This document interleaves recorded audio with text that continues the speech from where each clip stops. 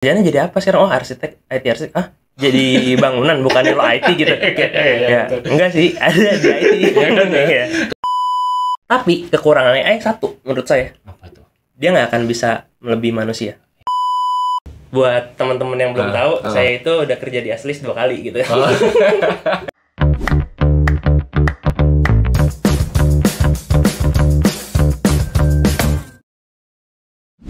Hai Exlista, selamat datang di podcast Lenteraku. Di sini kita akan ngobrol santai bersama bintang tamu yang dapat memberikan motivasi dan juga menginspirasi. Di episode kita kali ini kita kedatangan Roberto. Hai Roberto. Halo, Mas. Gimana kabarnya? Nah, baik Mas. Oke, alhamdulillah kalau baik-baik aja. Roberto, sebelum kita mulai, boleh perkenalan diri dulu ke Exlista, biar teman-teman tahu kamu tuh siapa sih gitu ya. Oke. Halo Eslista, perkenalkan nama saya Roberto selaku Chief of Architect di PT Aslis Lentera Indonesia. Keren ya teman-teman Exlista ya, Chief of Architect. Saya undang ke podcast Lenteraku biar teman-teman kenal, karena memang sosok Roberto ini yang selalu bekerja di balik layar nih, yang paling berpengaruh di Exlis Lentera Indonesia teman-teman ya. Oke Roberto, boleh tahu gak sih kamu kesibukannya sekarang tuh lagi ngapain sih? Oke, kalau untuk kesibukan sekarang sih lebih ke research dan bantu-bantu di tim project. Nah, ya lebih ke supporting arsitek tim lah, kurang lebih gitu. Lagi padat banget berarti ya? Ya lumayan lah. Wah. Jadi memaintain waktunya benar-benar ekstra banget ya? Ya sehari kan 24 jam. Oh iya, betul. Jam kerja 8 jam, tapi kan aslinya 24 jam. Betul sekali ya. Oke. Nah, Roberto, gimana sih perjalanan kamu tuh dari sebelum di Exlis hingga sampai di sini gitu, di titik saat ini gitu? Sebelum di Aslis sebenarnya kalau misalnya ngomongin profesional, belum pernah kerja di tempat lain karena gitu. di Aslis itu dari intern. Dari intern di tahun 2018 sampai sekarang. Jadi emang nggak pernah di tempat lain sih. Oke, berarti teman-teman Exlista ya, sosok Kak Roberto ini ya, berarti benar-benar sosok yang sangat berpotensi nih teman-teman ya. Jadi Kak Roberto ini dari internship langsung atau langsung masuk prosesnya menjadi staff di Exlis gitu ya? Iya, jadi dari intern waktu itu langsung ditawarin karyawan jadi arsitek di saat itu di 2019. Oh, jadi nggak ada tahapan masuk ke develop dan lain sebagainya, langsung loncat ke arsitek itu? Kebetulan begitu. Wah, keren banget ya Exlis saya. Jadi dari arsitek sempet jadi lead dulu atau langsung chef or arsitek? Enggak, jadi kalau secara karir stuck tuh 5 tahunan. Jadi dari arsitek udah 5 tahun kayak ya udah kayak ini udah akhir dari karir saya gitu. Ya udah di arsiteknya terus, tapi ternyata di tahun 2024 ini di awal tahun saya diberi kepercayaan untuk naik ke Chief of Architect. Keren banget Exlista. Ini memang sosok Kak Roberto ini yang paling banyak memberikan pengaruh positif nih ya teman-teman, termasuk saya nih, karena memang Kak Roberto ini yang masih terbilang cukup muda ya dan dengan posisi yang wow terbaik nih, Chief of Architect teman-teman nih. Nah, pekerjaan kamu saat ini relate gak sih sama background kamu waktu kuliah dulu? Relate nggak sama background waktu kuliah? Relate karena kebetulan kuliahnya emang computer science dulu, IT. Tapi kalau misalnya relate nggak sama minat awalnya? Gitu. Enggak. Karena emang awalnya tuh kalau sekarang kan lebih ke develop apps secara general ya. Yes. Kalau dulu awalnya itu sebelum kuliah lebih minatnya ke game development, tapi kayak pas kuliah nyasar, nggak tahu ternyata game itu ada jurusan sendiri. Oh gitu. Iya, jadi join ke computer science, di sana belajar jadi ya cukup general gitu. Ada belajar game, ada dikit-dikit, web ada, AI ada. Jadi kalau ditanya sama background itu relate atau enggak, relate. Iya, relate banget. Berarti kalau bisa dibilang itu Kak Roberto ini dapat pencarian jati dirinya itu ketika sudah masuk ke arsitek, betul gak sih? Iya, kurang lebih pas lebih ke intern. Waktu intern kan terus udah harus hands on di project. Jadi ya lebih kayak oh ya udah kayak ini asik juga gitu. Jadi ya dinikmati aja lah. Dan saya juga baru tahu nih kalau arsitektur ternyata ada di sistem ya teman-teman, bukan arsitek rumah ya, ini arsitek sistem ya. Jadi saya pertegas lagi nih teman-teman, kalau arsitek rumah tuh beda ya teman-teman. Karena memang Roberto ini masuknya chef of arsitek, maksudnya sistem IT-nya ya teman-teman ya. Jadi jangan sampai salah kaprah nih. Arsitek bangunan punya siapa gitu ya. Gitu ya. Kadang memang banyak banget yang belum paham ya teman-teman ya, kalau memang di arsitek ini itu ternyata ada di bidang IT gitu ya. Betul ya? Iya, sebenarnya kayak dulu tuh awal-awal baru masuk terus dapat role arsitek gitu kan. Terus kayak ditanya misalnya sama keluarga sama itu, kayak kerjanya jadi apa sekarang? Oh, arsitek, IT arsitek. Jadi bangunan, bukan lo IT gitu. Ya, enggak sih, ada di IT. Karena banyak banget yang nggak tahu, termasuk saya dulu ya. Karena arsitek gitu kan IT gitu, kok bisanya ada arsitek gitu. Ternyata emang membangun struktur sistem gitu ya maksudnya gitu. Jadi kurang lebih sama lah kayak arsitek bangunan ya, mereka bikin desain kerangka bangunannya, ya kita lebih ke kerangka aplikasinya. Nah gitu teman-teman, kerangka aplikasi ya, bukan kerangka bangunan nih teman-teman. Jangan sampai salah ya. Nah kalau kamu tadi menjelaskan perjalanan ya kan, dari kamu masa internship sehingga kamu bisa menjadi sekarang ini gitu ya. Nah, apa sih yang membuat kamu tuh tertarik di bidang programming gitu, bekerja di bidang programming? Kenapa tertarik di bidang programming? Sebenarnya saya ngoding tuh udah dari SMA. Mungkin kalau sekarang sih sebenarnya SMA ngoding itu telat. Karena bahkan kayak anak SD, anak SMP tuh udah mulai belajar sekarang. Tapi mungkin di saat itu lebih advance, lebih cepat. Nah, kebetulan saya tuh sebenarnya nggak pinter di mata pelajaran lain gitu. Kayak dulu saya IPA tapi fisika, kayak fisika, kimia, biologi tuh nggak jago gitu. Kebetulan dulu ada school programming di sekolah iya. Wah, keren. Terus kemudian dari situ direkrut jadi tim OSN. Yang Olimpiade. Ya, nah, jadi sebenarnya awal ngoding itu karena dengan ikut OSN itu kayak nilai sekolah itu bisa terselamatkan. Gitu jadi apalagi dulu kan kayak buat naik kelas kan ada KKM tuh. Kayaknya mungkin kalau misalnya saya nggak melakukan coding itu di pas SMA mungkin bisa aja tinggal kelas karena secara mata pelajaran yang lain kurang oke gitu. Nah, terus dari situ mulai ngoding. Emang cukup enjoy sih, walaupun lama-lama kan ada jenuhnya juga. Mungkin ya beberapa waktu sempat kayak bosan juga ya ngoding terus. Tapi ya selama dijalani, selama kayak banyak yang bisa dieksplor nih kalau coding. Ya jadi ya masih enjoy sih sampai sekarang. Coding itu bukannya hanya sebatas angka, huruf-huruf gitu, ternyata bisa dieksplor juga. Iya, bisa dieksplor. Iya. Karena kan banyak juga kayak output dari codingan itu nggak cuma nggak cuma angka tadi doang. Jadi kayak misalnya kita contoh tadi di game itu semua kan based on coding, walaupun ada asetnya dari desainnya, dari 3D-nya.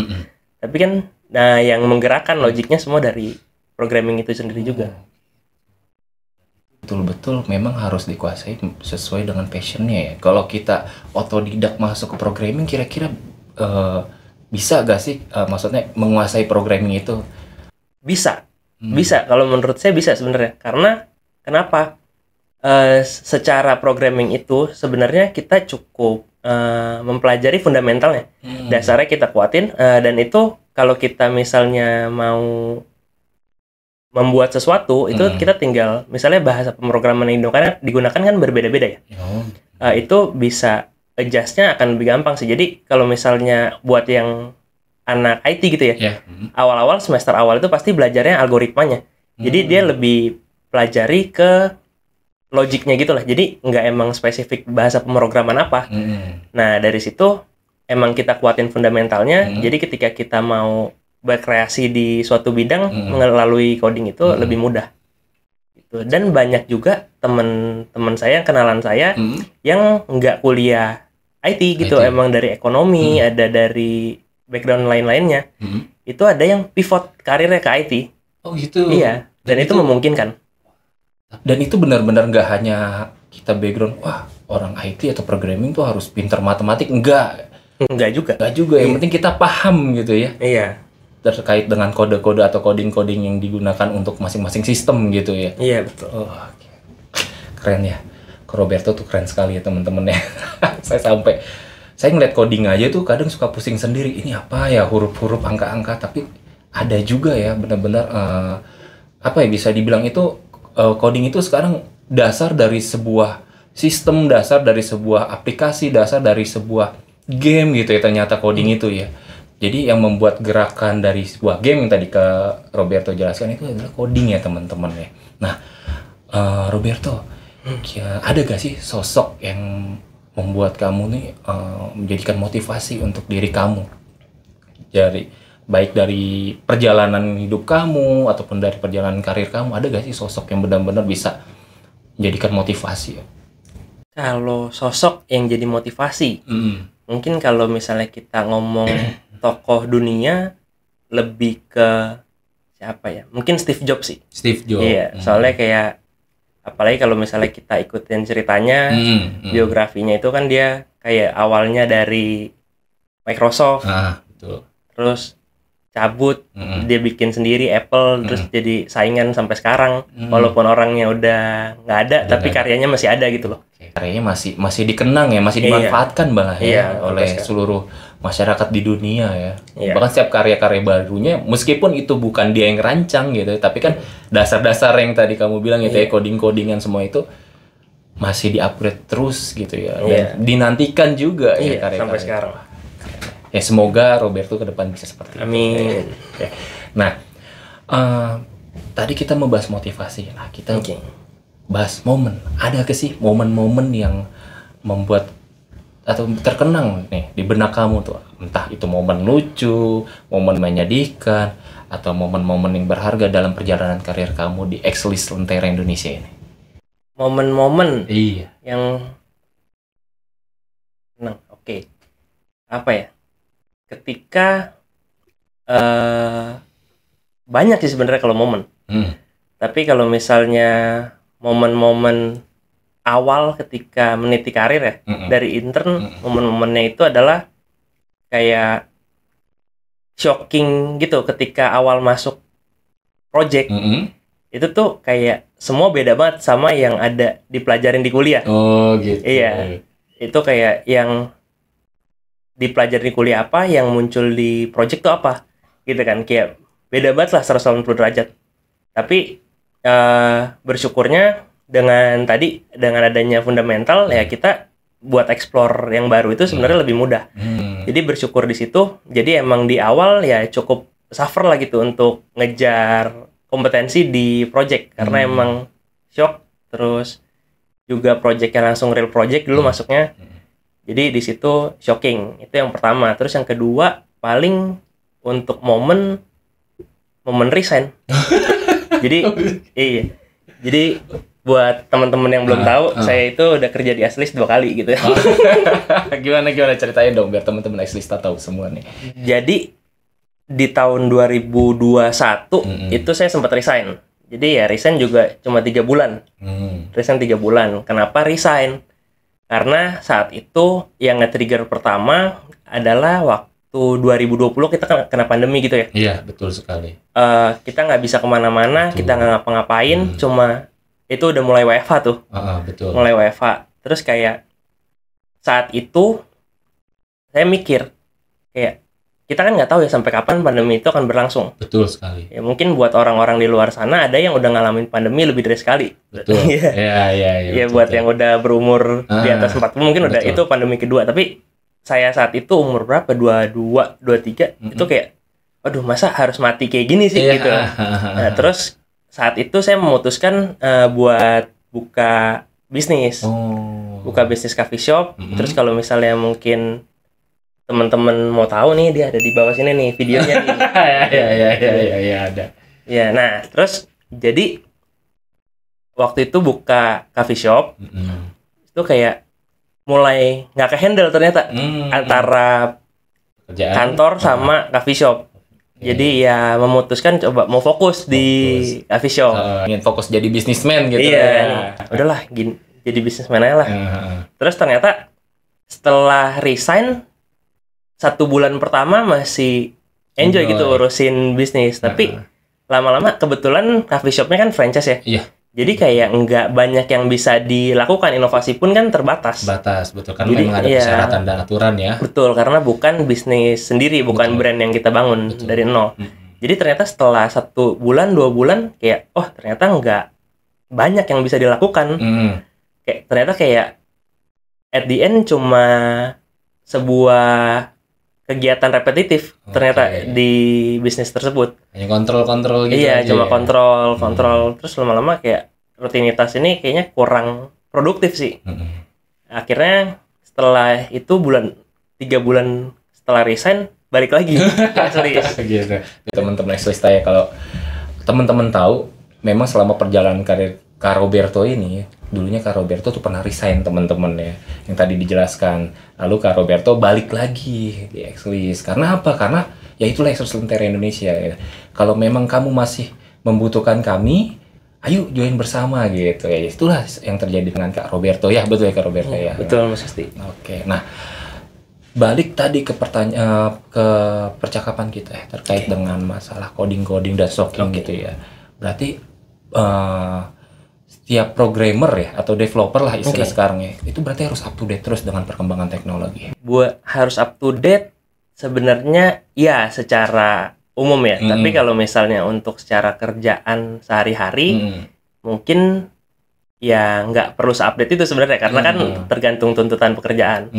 Tapi misal untuk in general, untuk upgrade si self improvement ya perlu update, karena bisa jadi kan sebenarnya menurut saya kalau untuk programmer itu opportunity banyak itu di luar jam kerja, kan bisa ada freelance, orang kan ada banyak yang kayak gitu ya. Iya betul. Itu untuk tantangan juga ya. Tantangan juga.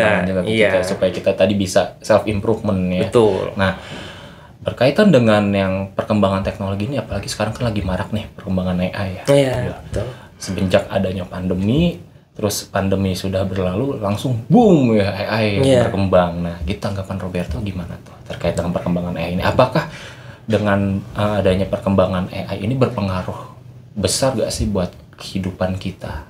Terutama kita para pekerja-pekerja nih, gitu kan.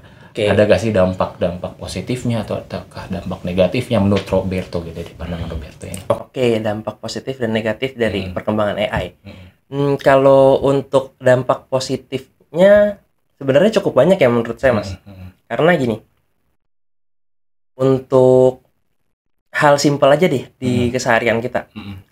Kita pakai HP, kita bisa buka HP-nya itu pakai sidik jari biometrik atau pakai muka.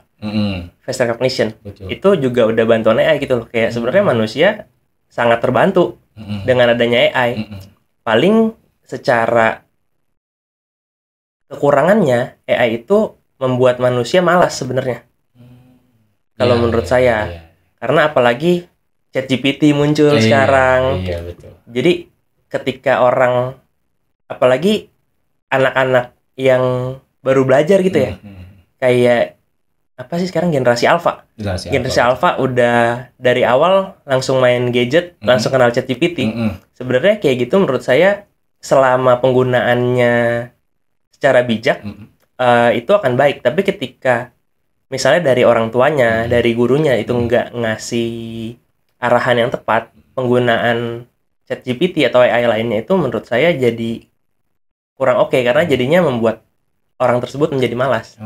Jadi sudah dengan adanya ChatGPT memang harusnya bisa berdampak positif gitu. Betul. Ya. Tapi karena tidak ada kontrol atau batasan gitu, itu membuat mungkin sisi kreativitas anak-anak tersebut gitu ya. Jadinya tumpul gitu ya, karena semua tergantung dengan ChatGPT itu gitu ya. Nah, berarti itu AI itu sebenarnya sudah lama ada itu ya, karena memang sudah digunakan di gadget-gadget itu ya. Tadi yang kamu bahas tentang biometrik, terus scan muka, wajah dan sebagainya. Ternyata itu memang AI udah lama ya digunakan ya. Iya, untuk AI ini sebenarnya udah lama banget, tapi mungkin emang baru boomingnya kan di akhir-akhir ini nih post pandemi. Betul. Iya.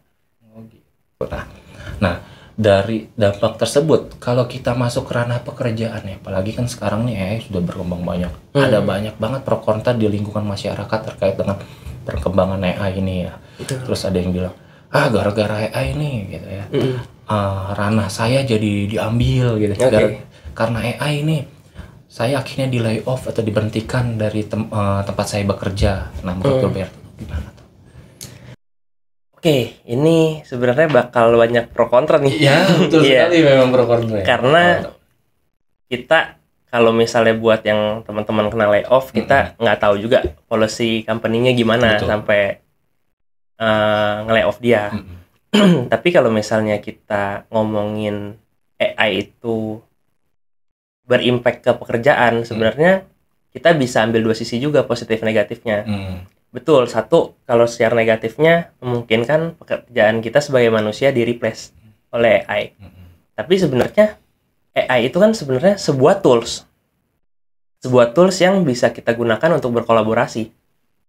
Jadi menurut saya dengan adanya AI, kita bukannya harus bisa menggunakannya gitu loh. Jadi dengan kita bisa menggunakan AI itu, justru pekerjaan kita akan lebih cepat. Kita bisa menghasilkan lebih banyak dengan bantuan AI tersebut. Oke, berarti sebenarnya tuh balik lagi ke masing-masing sudut pandang gitu ya dalam menerima AI itu ya. Memang awalnya AI ini kan banyak perseteruan di luar sana gitu ya. Sebenarnya ternyata menurut dari Roberto sendiri itu kalau AI tersebut bisa membantu dari masing-masing pekerjaan kita gitu ya. Nah, itu juga bisa men-trigger kita ya supaya kita bisa lebih self improvement. Jangan sampai kita kalah dengan AI tersebut, betul ya. Gitu. Nah, sesuai dengan di Excellence Lentera Indonesia ini kan ada base value ya Roberto ya.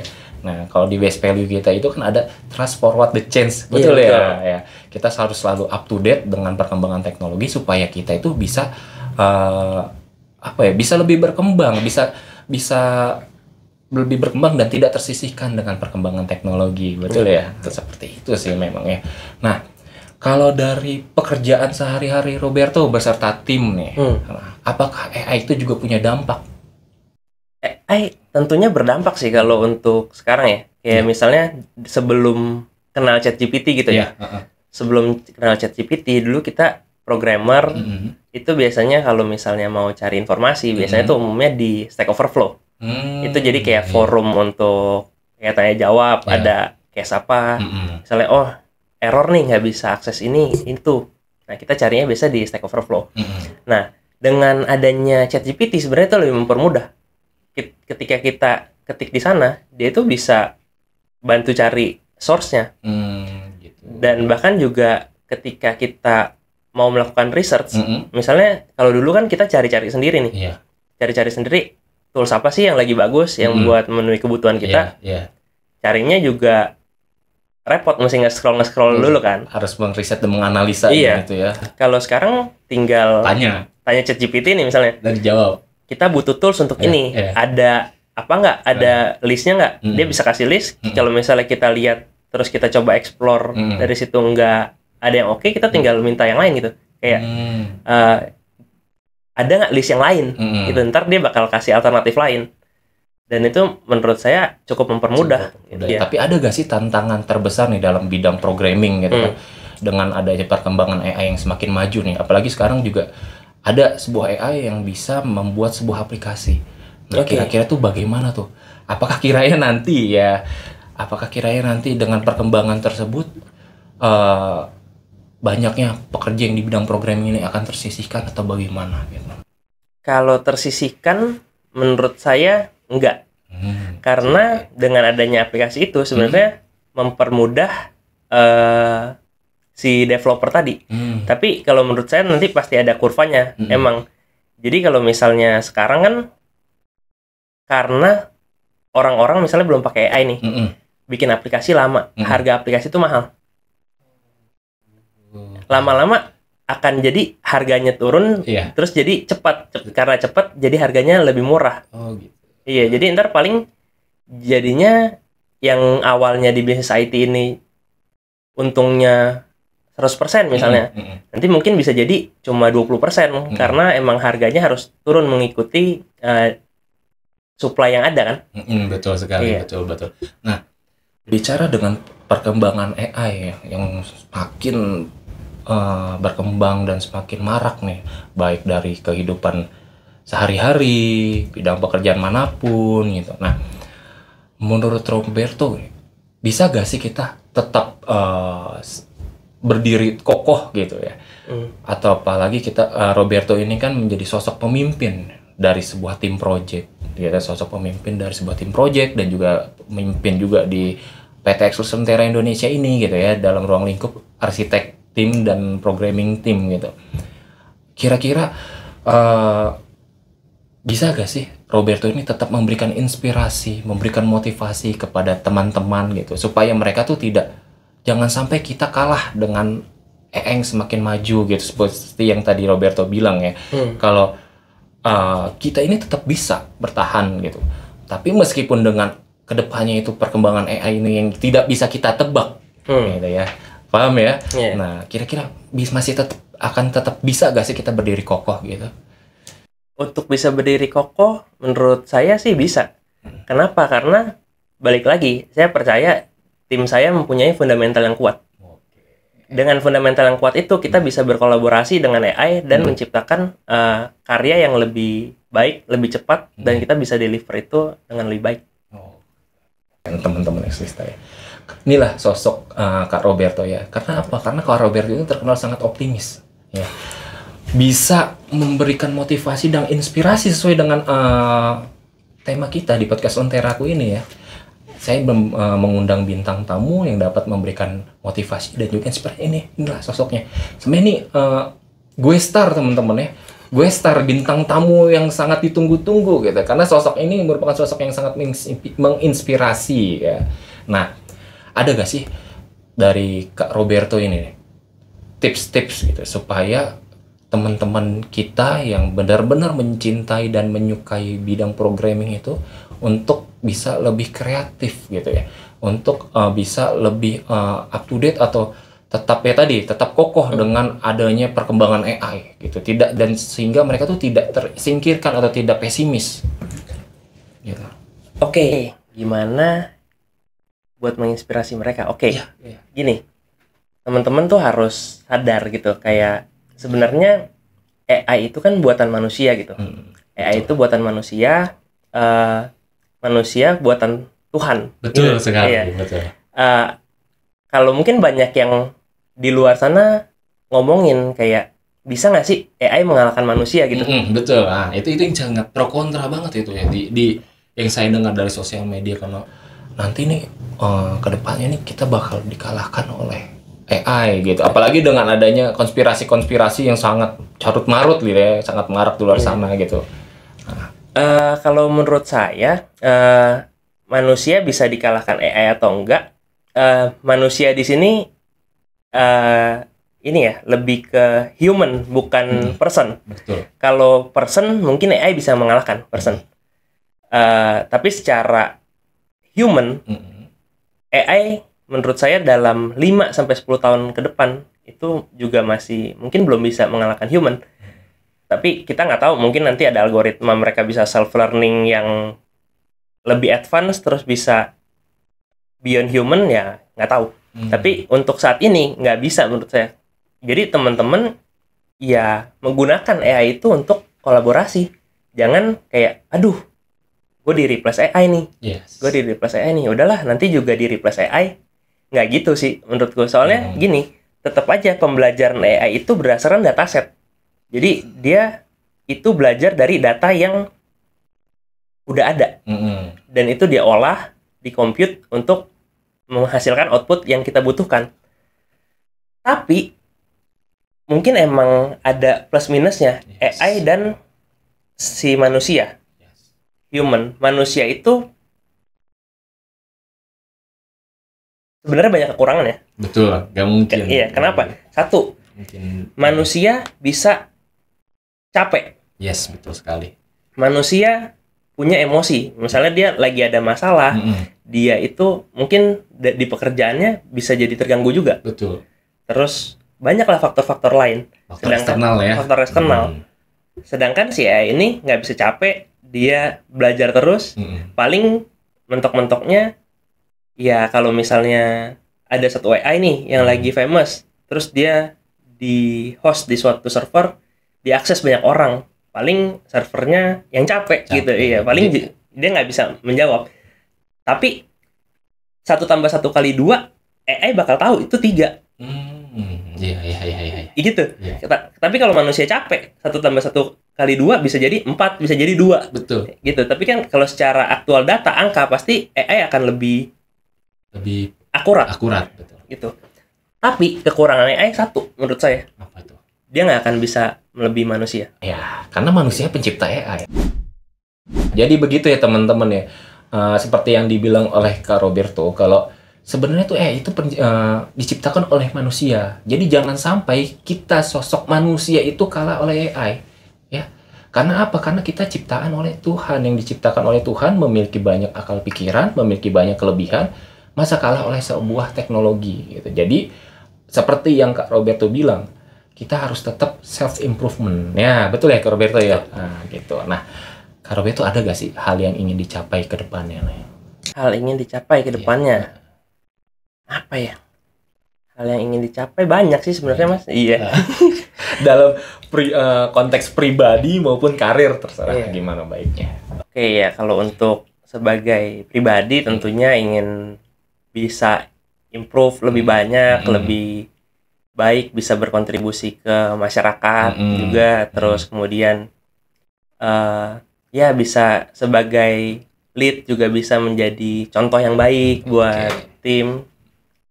Itu sih. Ya. Oke, berarti jangan pernah puas untuk belajar intinya gitu ya. Betul. Tetap mengupdate diri supaya kita jauh lebih berkembang dan juga bisa menginspirasi banyak orang terutama dalam ruang lingkup project team gitu ya. Nah, oke.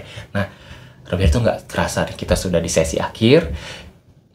Makasih banyak sudah datang ke podcast Lenteraku, sudah mau sharing, sudah mau cerita-cerita banyak nih berkaitan dengan perkembangan teknologi AI dan juga terkait dengan karir Kak Roberto nih. Nah, boleh kita minum dulu supaya kita bisa lebih rileks ya teman-teman ya. Kita minum dulu ya. Oke, teman-teman Exlista, mungkin sampai sini dulu sesi podcast Lenteraku. Jangan lupa like, komen, dan subscribe ya teman-teman. Sampai jumpa di episode selanjutnya. Bye-bye.